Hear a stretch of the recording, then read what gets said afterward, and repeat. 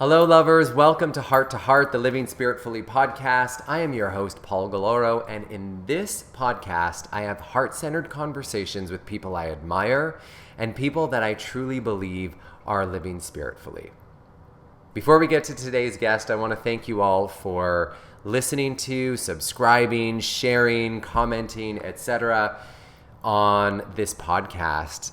I'm so thrilled that you're enjoying listening to these conversations as much as I am having them. So thank you so much for being on this journey with me.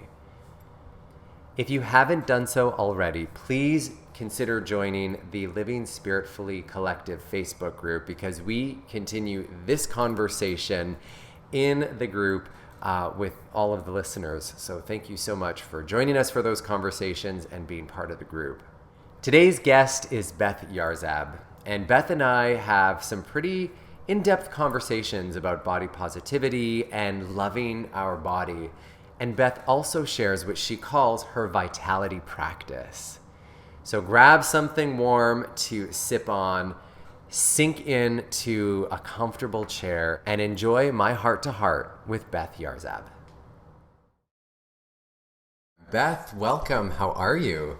I'm very well, Paul. Thanks for having me. Oh my gosh, I'm so excited to have you here and just to share with everyone that's listening or watching today how we've come into each other's lives. So I know I've seen you around and you've seen me around. You're at fitness conferences and stuff. I was presenting. You're involved with CanFit Pro as a pro trainer, etc. And it wasn't until this year, I think May, that we actually had a conversation, connected, and worked together on a session that I had presented for CanFit Pro earlier this year. And in that moment, for me anyway, I felt like a connection. And I'm so happy you're here because since we've come into each other's lives, I've just been watching you and the work that you do in the world. And I'm just so fascinated by it and I love it. And I'm just really, really happy to have this conversation with you today. Wow, right back at you, Paul. And I think that what you probably have noticed about me is if I'm passionate about something or something resonates with me, I am all in 110%. So there's a lot of light coming from me and I feel yours. So it's really nice to connect with you and to get the chance to work with you professionally through my day job at CanFit Pro is pretty cool, and I love feeling the support that you're giving the other sides of me outside of the 9 to 5, which is all around body image and body positivity and the different kind of movement work that I do. So thank you. Yeah, you're welcome. And you bring that up about body image and body positivity. And that's one thing that I'm so in love with about you because you've presented, and I was a participant in one of your sessions that you presented at, you co-presented. But I just think it's such a important topic that, well, we'll get into that later, I'm sure. But I want to know right now, how is your heart?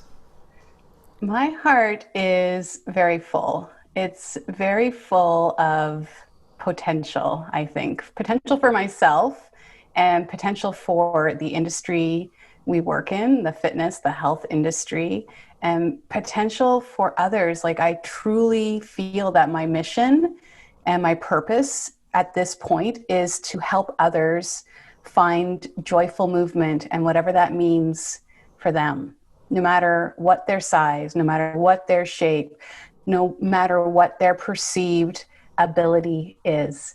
I feel that we all have the capability to move our bodies in a way that's true to ourselves. And I think that people sometimes forget how to access it. So I'm here and I'm feeling this calling to do more of that messaging and outreach. And so my heart is very full of the potential of that.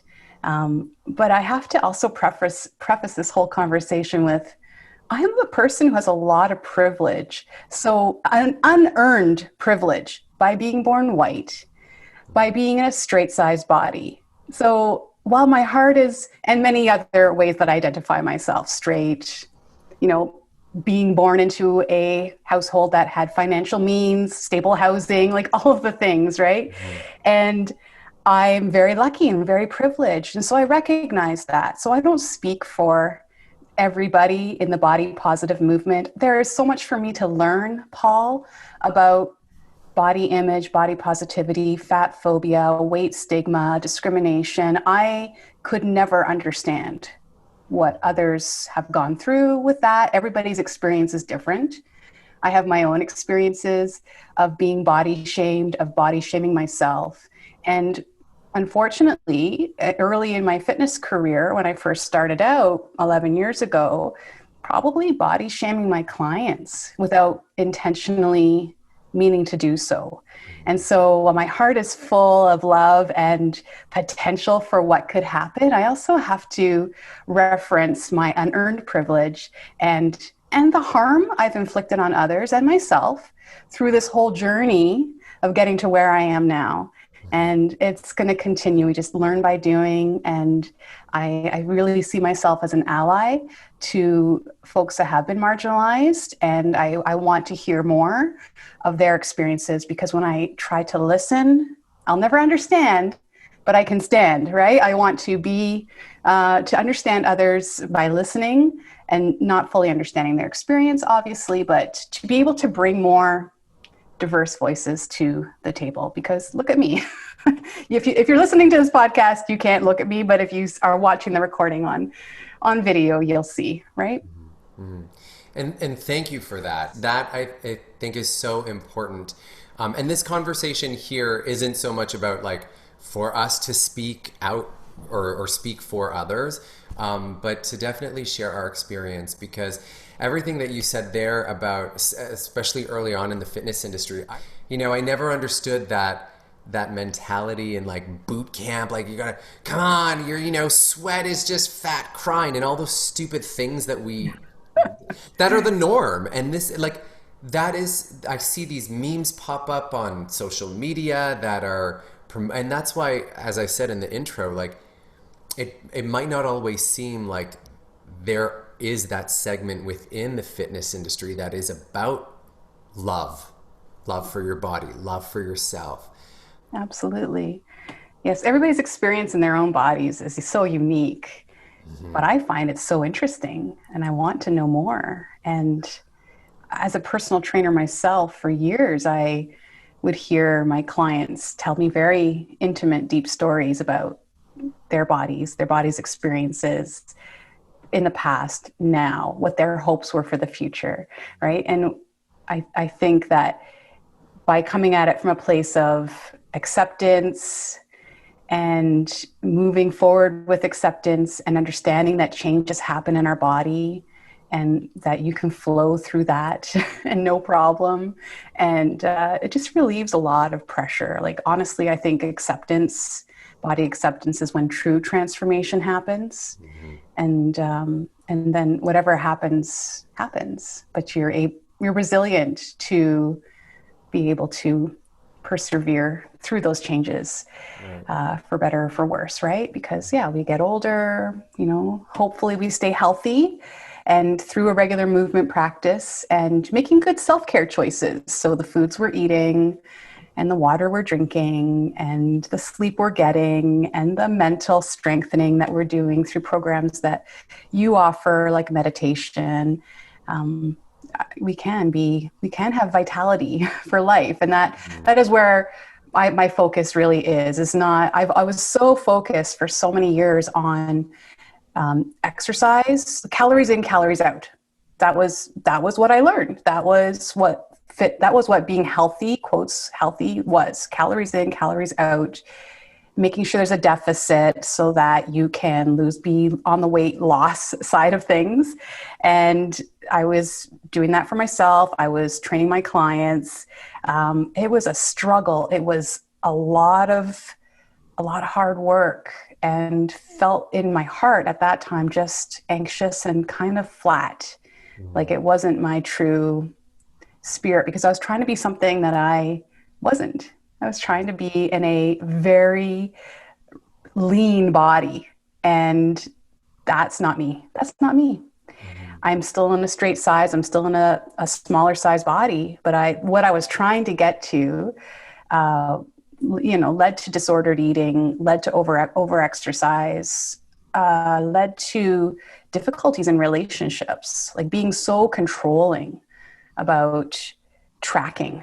Like I cannot track. I cannot have a Fitbit near me. I can never get an Apple Watch. I cannot track things because it's a trigger big time. The food diaries. Before there were apps, there were these books. In university, I had like a book that had every calorie count for every type of food. And I would be writing it down. I got to stay under 1,200 calories a day. And I'd be tracking.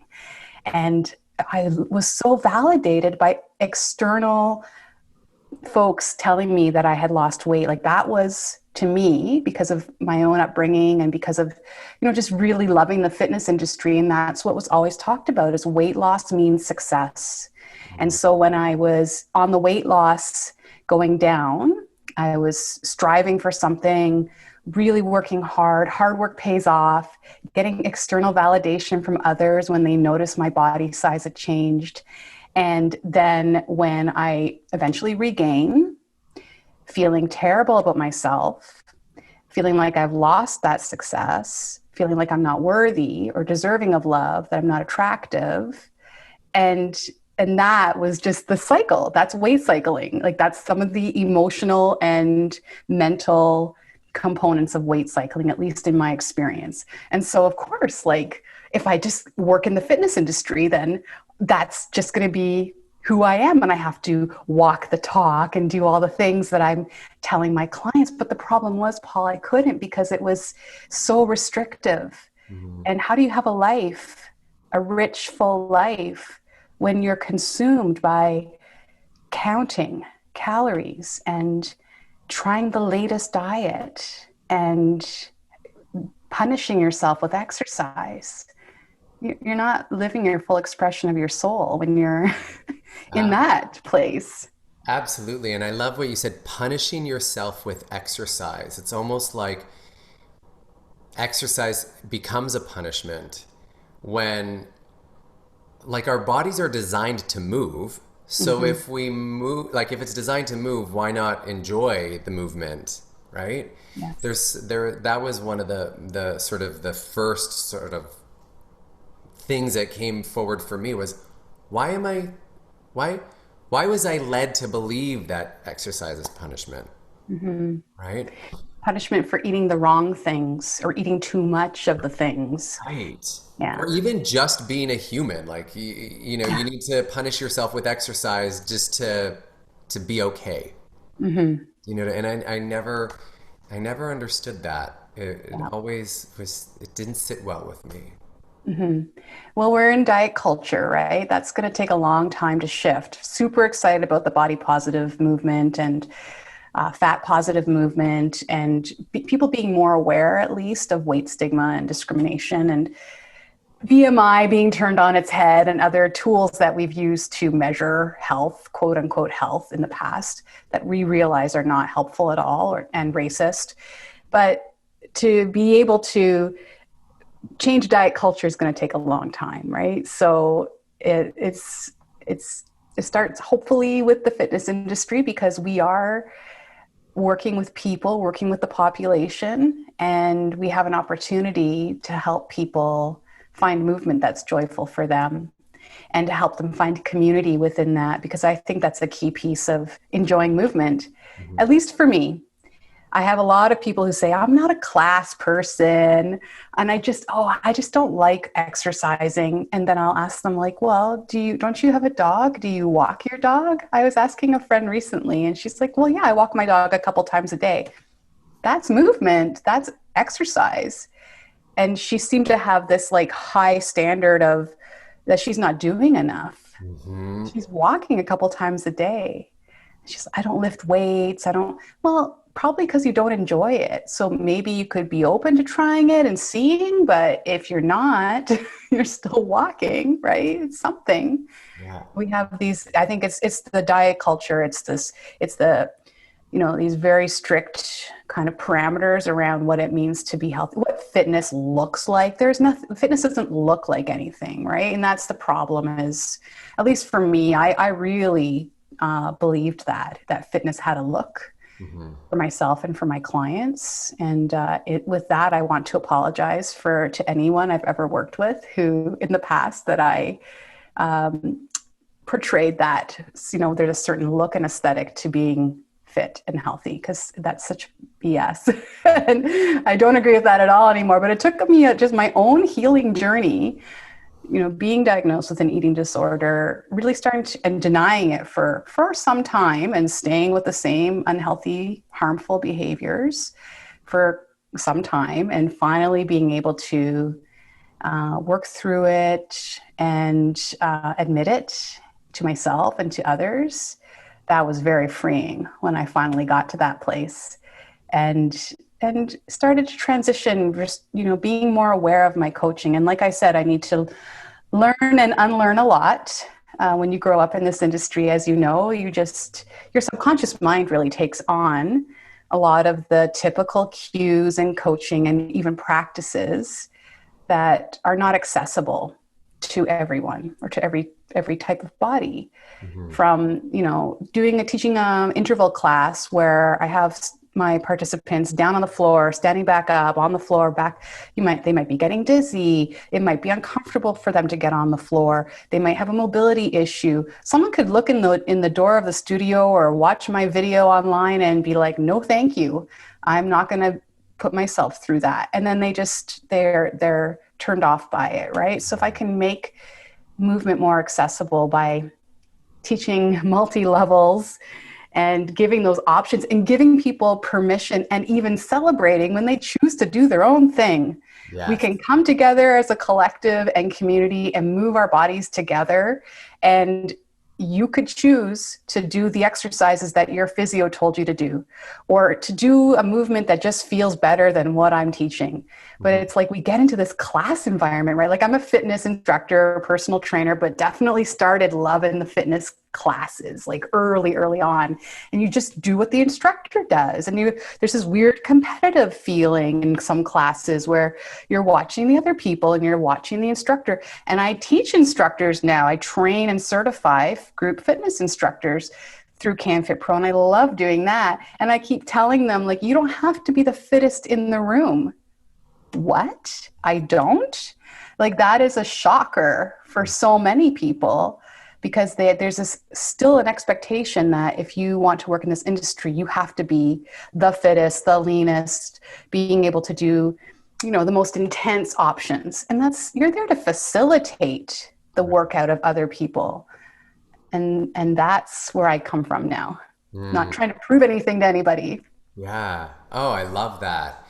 That is amazing. It makes me think about what I've always done I have a dance meditation workshop experience that I've done from time to time. And I always say, like, when people think dance, they're like, oh, it's going to be choreographed, or it has to be in time with it. And I'm like, no, just hear the song, move your body.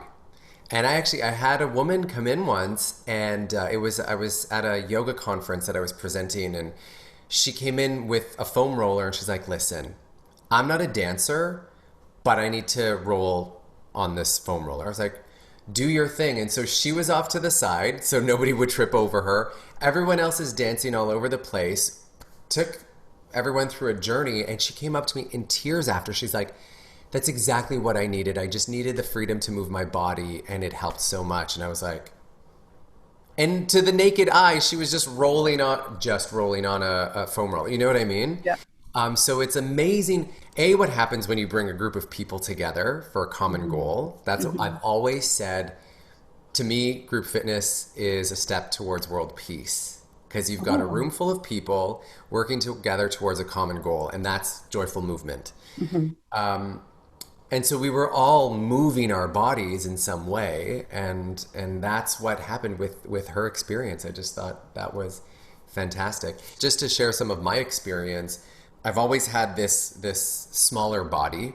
When I was a kid, I was always the skinny one, right? Even as a child, like, my mom always thought I was malnourished, so she kept on, like, stuffing me with food, and I would eat, and then people would see the way I eat, and they're like, you're so lucky, you get to eat whatever you want. newsflash, not true, because again, the flare up of ulcerative colitis proved that I can't eat certain foods, otherwise, my body bursts into flames. Um, but also, I've had a lot of health situations happen in my life, especially in my early years, that I was thin because I was, whether it was undernourished or it was the colitis or whatever it was. But I would always have people make comments. And it's interesting because, there's fat shaming, but Mm-hmm. then there's also like skinny shaming. Mm-hmm. And just the comments people would say, and then couple it with being a man, Right. and then also couple it with or lump it together with being a gay man. So now not only am I a sissy, I'm a skinny sissy that, can't do anything or isn't, strong and buff enough. And that was in the beginning, that was a lot of the stuff that informed my getting into health and wellness and becoming a fitness enthusiast turned fitness professional. Mm-hmm. Because I remember in high school, I did not like gym at all. But then I graduated from high school and I loved group fitness. I loved the 20-minute workout. I had it on VHS and I would do it even in like the year 2000. I was doing the 20-minute workout. But I just loved to move. Mm-hmm. And that was always with me. But then what was also with me was that other side of you need more muscle and blah, blah, blah. And it would really like upset me when people would say things like, you can eat whatever you want. Oh my God, you're so lucky to be skinny. Yeah. And there's something in the culture, Mm-hmm. in the just the way we've been programmed to Mm-hmm. look at our bodies, to look Mm-hmm. at movement, to look at food, like and punishment. It's always a pun. You eat Mm-hmm. less so that you can be this, and move more so you can be that. And it's just like, Mm-hmm. why not just nourish your body, Mm-hmm. celebrate it with fun movement that you love, whether it's kickball or, you know, tennis or dance or aerobics. What I don't care what it is, but just go and have fun. I know. You know? Yes, and lose the guilt when it's holiday season and you're coming together with friends and family and you're indulging in foods that you've all prepared with love and intention in this coming together and gathering. And I get texts from my good friend who lives down the street that she's eaten so much and had so much to drink and she feels her belly. And I'm still struggling, Paul, with how to compassionately shut that down, right? Because on one hand, I want to be empathetic and hear her, and her feelings are valid, but I don't want to participate Right. because it's a trigger for me. And I don't want to, that's what friends do with each other, at least in my experience. We diet together, we talk about our bodies together. For many years, that was a lot of my friendships. And I would connect with people on those things, on a weight loss accountability partner. Like, Right. I don't want to be that. I can be an accountability partner to go for a walk with you after the big family meal. But I don't want to, complain about our bodies. It's just not helpful because everything balances out. This is why intuitive eating really helps me, right? Because it's like really, we forget our proper hunger cues and when we're satisfied. And so intuitive eating is it's a great book by two registered dietitians. It's come through a number of iterations.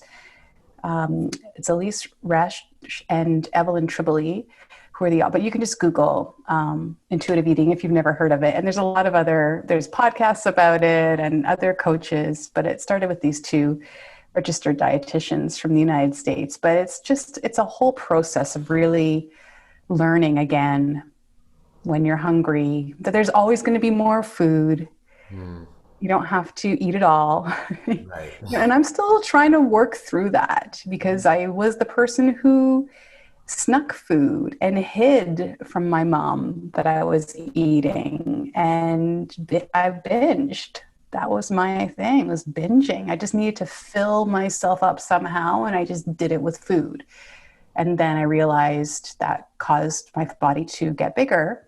And so, and I was getting a lot of shaming from friends, family members, classmates, myself, ballet instructor.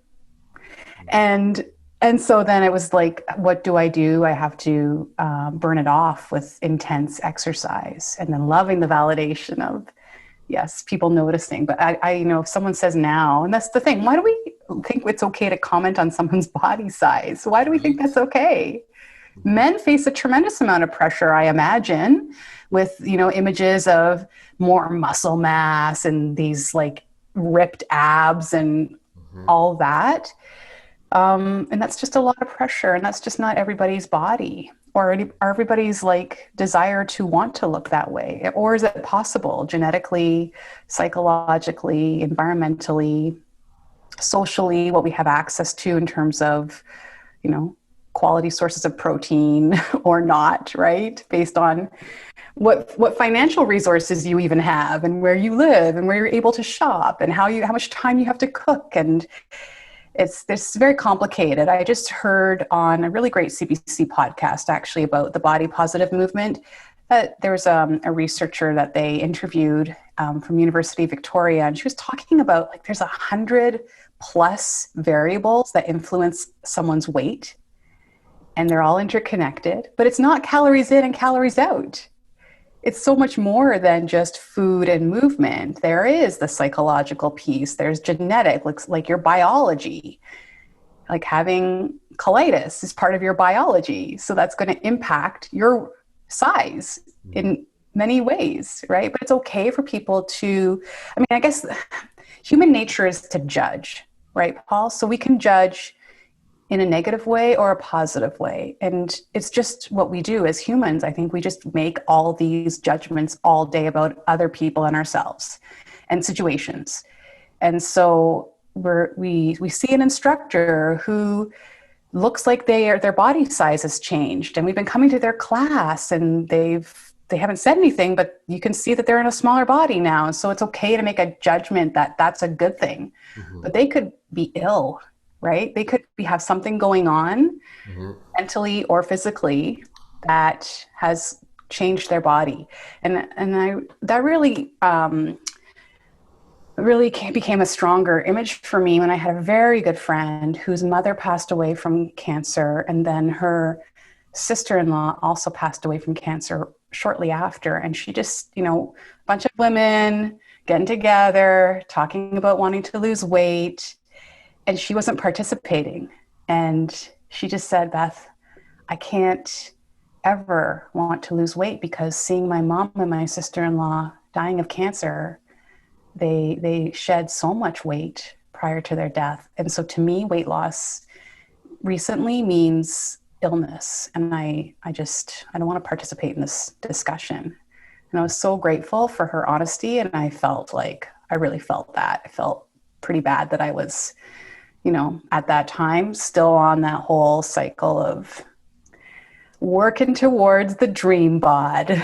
You know what my dream bod is? This bod right here, because it fully works and fully expresses my soul. So, it's just continuously learning, and I'm really seeking those coaching techniques that I could use. And maybe you could even suggest some, because you're amazing in how you work with people. But just to be able to redirect somebody when they do come up to you and have the self-deprecating remarks or the negative thoughts about their body. How do we help people? How can we turn that conversation around without even saying, well, you're great as you are? Because that's not really helpful either, because it's okay to still want to lose weight. That we live in diet culture. That's not going to change, again, like I said, overnight. So how can we start the conversation and help people with the acceptance? Because I get that you can't go from hating your body to loving your body in a hot minute. It takes time, and it takes someone's own personal journey and reflection. Yeah. Well, one thing that I was thinking of when you had mentioned earlier with your friend down the street, what I always like to do, and every individual is different, so you would kind of have to navigate it with each individual, but I always like to bring it back to gratitude, Hmm. right? For example, with your friend, you're saying, talking about, oh, I feel my belly or whatever. But how did that meal, like, how did that connect you with your family? Hmm. What was the experience like with your loved ones? And, if it's Thanksgiving with family, maybe it wasn't the most pleasant experience, but I always just like to bring it back to something because Hmm.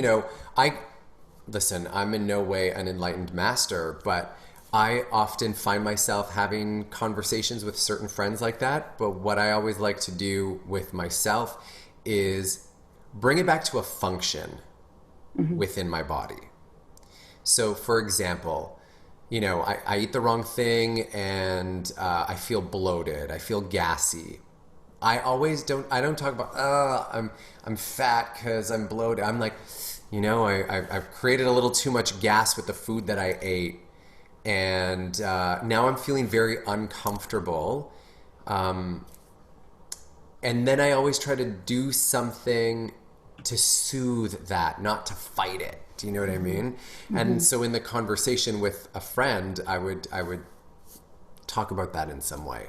Hmm. Bring it back to yes, and I'm also grateful for Hmm. these things.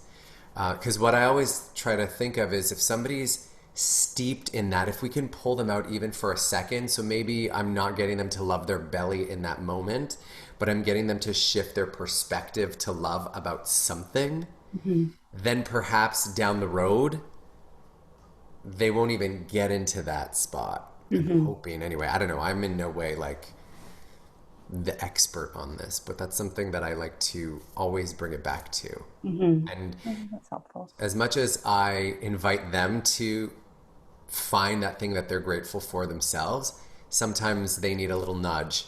Hmm. Like, hey, and isn't it amazing that you get to spend time with your family for a couple of hours? Because I know you had mentioned you hadn't seen them for a period of time. So Hmm. just something to To not connect it. ignore it, not throw pink paint on it, Yeah. but shift the Hmm. energy to another place. Because maybe if Hmm. we can take them to that loving place, it'll trickle down into where there's no love. Yes. I'm At not sure. least, at least to help them be neutral about it. If, less on the hatred, moving towards neutral, maybe Yeah. towards acceptance, and eventually, hopefully, to love. Yeah. Yes. That's how we got to do it, right? Yeah. Yeah. I mean, I see women in my life being in their 70s and still dieting and still being mean about their bodies. I'm like, when does it end? Like, Right. when does that end? When are you finally okay? I want to be able to move joyfully, easily, gracefully, with athleticism. Mhm. Those are my visions. And that's where I write. That's what I write in my gratitude journal. And I do have that practice. And when I started writing in a gratitude journal consistently every morning, was really just a great turning point. So many wonderful things started lining up for me. And I think I've always been a positive person, but certainly that practice definitely keeps me uplifted and it certainly helps. Yeah. But I know not everybody's there. So, And and you just mentioning this woman in her 70s. I was in my 20s when I started in the fitness industry. And I would have people of all ages. You teach in the morning, you're going to get an older crowd. You teach in the evening, you're going to get a younger crowd. But I'll never forget, there's a woman, Jeannie. She will forever be like imprinted in my heart. No word of a lie. She was, if not late 70s, early 80s. And I don't recommend hot yoga for that population. However, she would just show up. She would do whatever she would do. And, you know, what I loved is she never really made comments about, oh, you can do that because you're young. mhm. She would just show up and she's just like, I love the heat. I love moving. I love what you do in this class, Paul. It's so fun. I love being, and that is always a motivation for me because then I would teach a daytime group, and it was all the women were retired. All of them were grandmothers. Some of them were great grandmothers. We would do yoga. We were just moving our bodies like gently and they loved it. They loved the social aspect of it. But very few of them made comments about age. And to me, I'm fabulous at every age. And when I say I mean everybody is fabulous at every age, should they choose to believe that. And so I also don't like this idea that, oh, when you're at a certain age, you need to stop moving or you need to stop doing certain things. Okay, I know as I'm like knocking on 40's door, there are certain impact things that I don't like doing as much as I used to. But it's just because it doesn't feel good in my body anymore. It's not a bad thing. I'm still moving in other ways. And I think that's really what it boils down to. And you said it, find the joy. Yeah. What is that joy? We all have it. And like thinking about your dance meditation workshop, which I absolutely have to attend someday. When we can gather again. I know, right? How do we do that on Zoom? I'm sure it's possible. But I mean, I love dance. I grew up doing dance, still do dance. People are very self-conscious about dance. They get to a certain age, but it's like little babies, like little toddlers who are walking. They can find the beat of the music and bop around, and they don't care what other people think about them. You know, you think about like a family wedding, right? And there's somebody who's got toddlers and they're all on the dance floor and they're doing their thing. But when does that switch? Why does it have to turn to being self-conscious and fearing what other people think or feeling awkward? I wish for my own daughters that they always find some kind of, it doesn't have to be dance. It could be something else that they find joyful movement in. It could be walking in the woods. My one daughter, she's a little competitive, and so am I.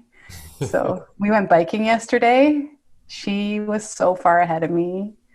I just can't keep up. She's 14, almost 14. But yeah, I'm like racing and just feeling my legs and then not feeling my legs because they've gone numb, right?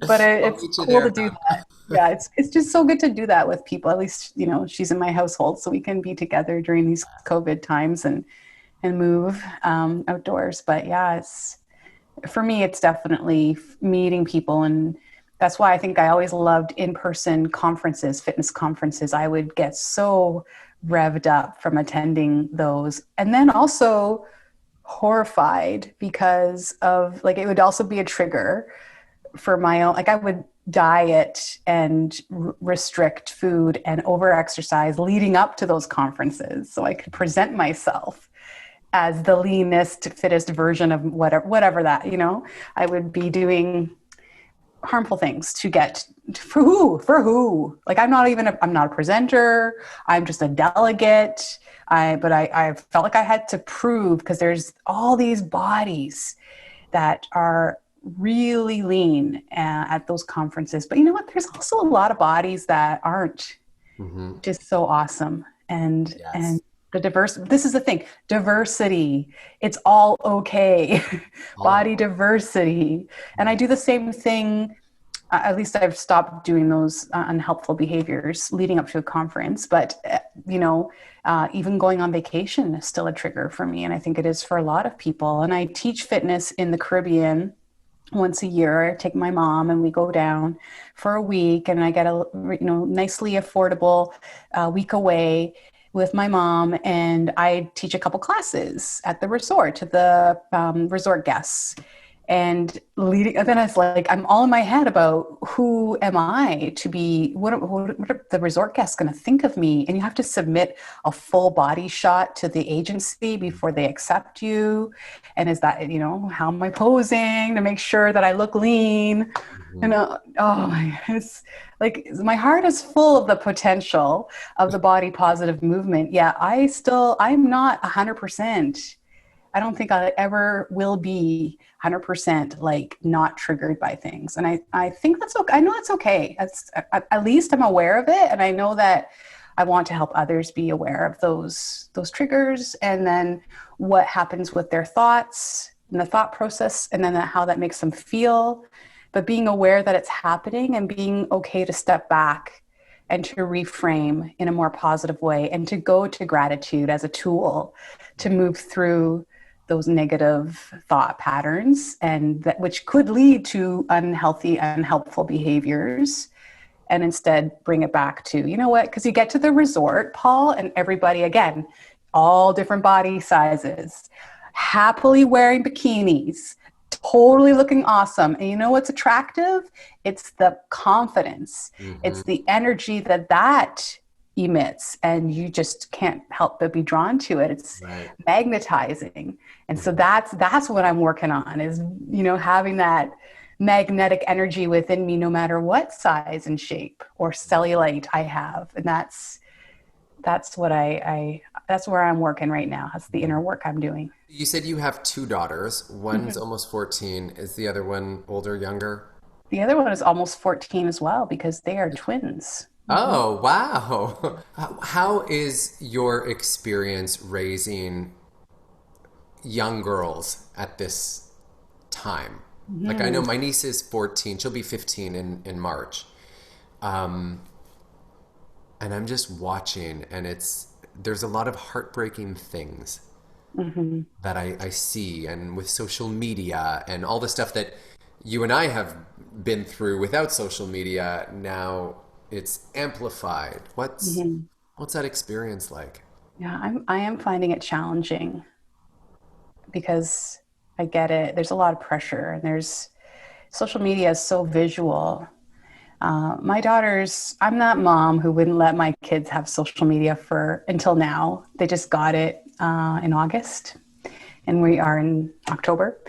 So they started with Instagram, and we have a list of 10 rules, including, if looking at something makes you feel bad, that's an instant unfollow. And I don't know if that's working or not. I don't think that they're unfollowing, because they're following friends, right? But some of their friends are posting things that are sexualized, and they're young girls. Their accounts might be private, but I caught a glimpse, right? Like, I check who are they following, and what are those people posting? Right. So I don't know. It is hard. I heard my one daughter she was feeling upset about, they're fraternal twins, so their bodies are different, not that different, but they're a little different. And just as any sisters would have different types of bodies and different appearance, I don't know, they compare, right? So I always say compare and despair, and try to get them out of that. But it's just a natural way to go to when you spend your entire life with somebody else. I think they compare looks and marks and even personality types, and their personality types are very different. One seems more introverted, one seems more extroverted. So, it's tricky to navigate, for sure. And my one daughter, when she was having a kind of a low moment about her body, she was even saying, like, you're just going to tell me to love myself. And of course I am. Of course I want her to. But I realized I have to listen. I have to validate how she's feeling. And those feelings are normal. Yeah. I don't want her to have them. I want to shield them from everything, all the pain that I experienced. But this is the world we live in right now. I don't have all the solutions to, helping young girls through body positivity. It took me like 40 years to get there. So Yeah. it's hard. It's interesting. I was watching a clip of some sort, and they were talking about how over the years, more and more people are going to plastic surgeons to look like Snapchat filter versions of themselves. It blows my mind. Listen, I'm a human being. I'll put on a filter and I'll be like, damn, my skin looks good, or ooh, right? But Right. No, and why does Snapchat get to say what the ideal version of beauty and attractiveness is, right? Why does anybody get to say? And it's so different for there's no ideal. This is the thing, this is taking it back to the fitness industry, is the thin ideal. It's usually a thin white body that you see in images for marketing, like who's teaching the classes, who are the personal trainers at the gym. There's not a lot of diversity there. And again, I am who I am, coming from a place of privilege, saying that, but as an ally, I hope to bring like that there could be more diversity in the industry, and that it's, not so focused on outcomes, quantifiable outcomes, that you're going to, you're on a health journey and you've lost 100 pounds. Like, why is that something that we celebrate instead of the person who's, instead of focusing on the outcome, celebrating the behavior change? Because we do know, research says that most people who lose weight regain it and more, which is what causes so much health risk as well, because that creates a lot of inflammation in the body as well. It's not necessarily having weight on the body; it's the up and down and the just the rigor that puts onto the body itself. Mm-hmm. So to have the behaviors for the long term, right, and celebrating those. Oh, you're sleeping better. That's great. Oh, you're drinking water so much more. I'm noticing that. I want to do that too. And how does that make you feel? Feel more energized? Great. Like, you're digesting your food better. You're not feeling uncomfortable. Awesome. Like, let's focus on those behaviors and celebrating those instead of the quick fixes and the magic pills and the programs. The programs don't work for everyone. They're so prescriptive. And I put myself on programs. I created programs for clients, and they wanted to have tell me what to do, tell me how to move, how many sets, how many reps, what exercises, what am I eating, when am I eating it, when can I expect, this weight loss? Mm-hmm. But the programs are hard to follow all the time because they are too prescriptive. And then what happens? We feel bad about ourselves because we failed again, right? And it's again the cycle, and the weight comes back on. And yes, it's the cycling and that spiraling down. I want people to spiral up. Yes. Right? So on that note, let's talk a little bit about that. What things are you doing to increase your vitality? Yes. Well, my vitality practice, I'm so glad you asked. So that's the name of my online community of exercisers is intuitive eating. And I'm not a coach of intuitive eating. It's just a practice that I've learned for myself. And not to say that one day I won't, get credentials and more education to become an intuitive eating coach. But for now, I'm just practicing it myself and directing people to the resources that could help them discover that for themselves. It's the anti-diet, right? So it's intuitive eating, it's joyful movement, it's rest. And that was never part of my practice before. It was like honoring rest. The magic happens in the rest. It really does. Yes. So the rest and mental strengthening. And so for me, mental strengthening is meditation, it's breath work, it's walking in nature, it's the gratitude journal, it's my crystals and essential oils. Like, it's just these self-care things that make me perform at my best and feel good in my body and with my soul expressing itself. So those are parts of my vitality practice. And so I bring that into my community, through coaching, through live workshops, recorded webinars. I have a whole library of exercise videos. Some of them are 8 minutes, some of them are an hour, and everything in between. But I really focus on multi-level teaching, and I really focus on moving through a feeling, right? So movement for joy, movement for positivity, movement for confidence. Like, these are the names of the workouts. It's some kind of feeling that I hope that will be evoked when you do this movement practice with me. So that's how I focus my offerings in this vitality practice community. And I started doing live workouts on Zoom, and I gotta say, That has been lovely. As hard as it has been to figure out the tech side of it, um, I do love teaching people live. And that was a part that was missing as much as I liked doing the videos and having that library available to my clients. And I would release, 4 or 5 new ones every month. I did, I missed the in-person teaching and the human connection. And I know my goal is to be teaching some kind of movement until I'm in my 80s. So I'm going to be like what's her name? Jeannie. I'm going to be Jeannie. I probably won't do hot yoga because I sometimes feel faint in hot spaces, but I will, I will be like Jeannie, moving my body and hopefully facilitating the movement practice of people far younger than me, even at age 80.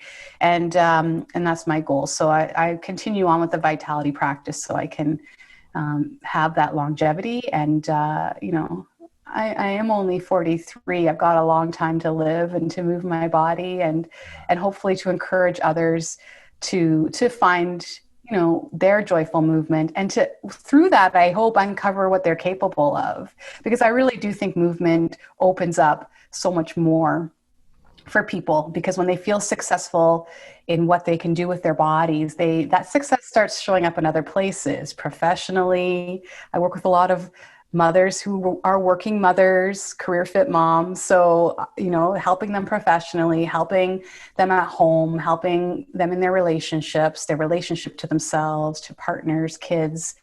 And there's a lot to navigate in those years of mothering kids who are school aged and younger. So, I think that movement being part of their self-care choices, and ideally some, eating practices that feel good to them, that are not restrictive or prescriptive, and rest and mental strengthening activities really help them show up in their fullest potential and show up in their brightest light for all the people that they're meant to work with and be with.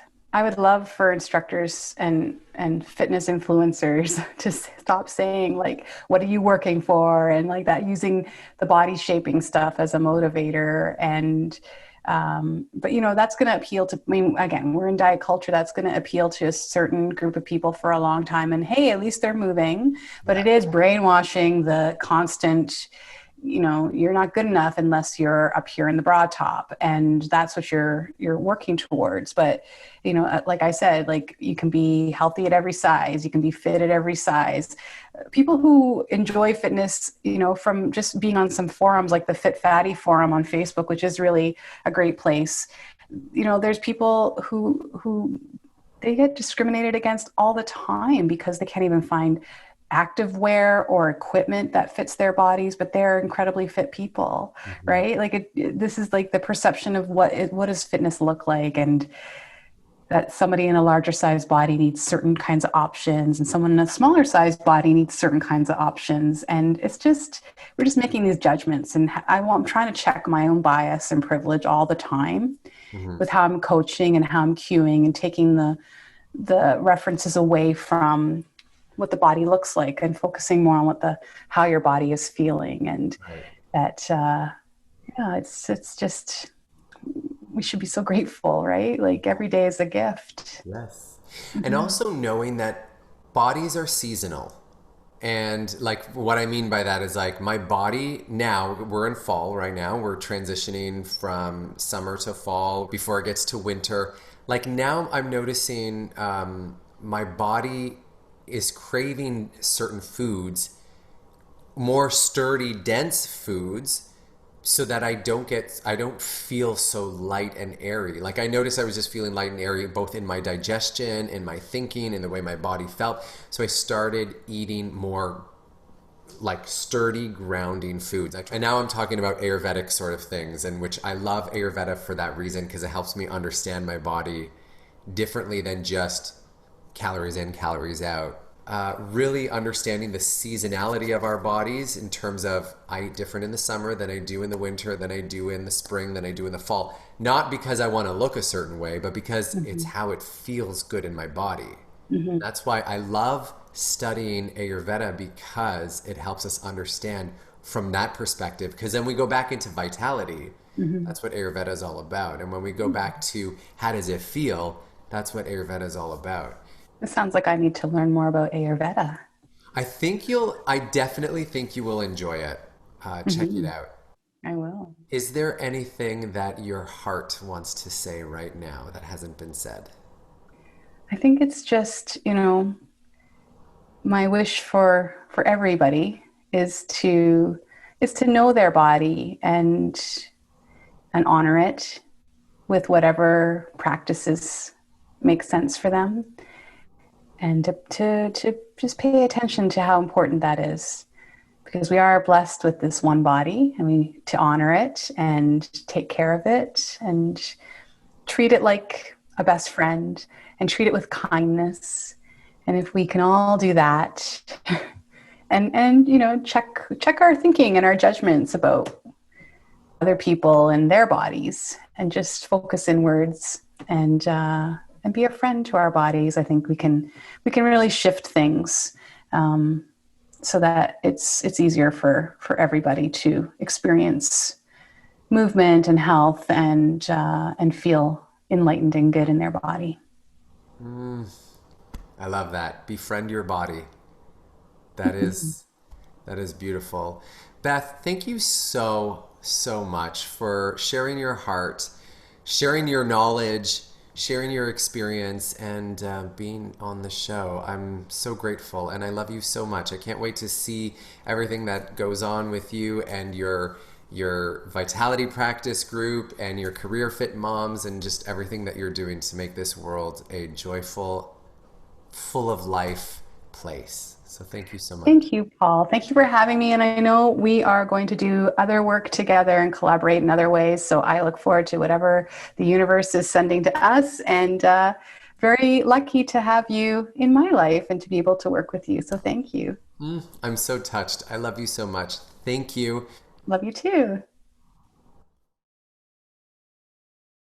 Once again, a heartfelt thank you to Beth Yarzab for joining us today. Please check out the show's notes to get in touch with Beth if you're interested. All of her links are posted there. And you'll also find the link to the Living Spiritfully Collective Facebook group, where I hope you will join and join in a conversation with us about what we've spoken about today. So that's it for today. Thank you so much for joining me, and I'll see you again next time for another Heart to Heart.